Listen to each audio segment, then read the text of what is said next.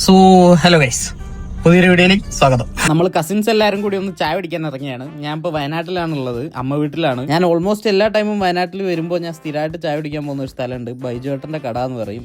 ഇതാണ് സ്ഥലം. ഞങ്ങൾ വീട്ടിൽ നിന്ന് ഇറങ്ങിയപ്പോൾ തന്നെ 9 മണിയൊക്കെ കഴിഞ്ഞ്, അതുകൊണ്ട് തന്നെ കടികളൊക്കെ ഓൾമോസ്റ്റ് തീർന്നിരുന്നു. പിന്നെ നമ്മൾ ചായക്കൊക്കെ പറഞ്ഞ് എല്ലാവരും അവിടെ ഇരുന്ന് ഞാൻ 2019 തൊട്ടെങ്ങാൻ ഇവിടെ വരാൻ തുടങ്ങിയതാണ്. ഇതാണ് ബൈജുവേട്ടൻ, ഈ കടേന്റെ ഓൾ ഇൻ ഓൾ ആണ്. നമ്മളിവിടെ ശരിക്കും വന്നത് പക്കവട കഴിക്കാനാണ്. ഇവിടുത്തെ പക്കവടയും ഒരു സ്പെഷ്യൽ ചമ്മന്തി ഉണ്ട്. ഇന്നെന്തായാലും നമുക്ക് അത് കഴിക്കാനുള്ള ഭാഗ്യമില്ല, നമ്മൾ ലേറ്റ് ആയി പോയി. അതുകൊണ്ട് നമ്മൾ ഓരോ മസാല ബോണ്ട വാങ്ങി, അതിൽ ഒതുക്കിയില്ല.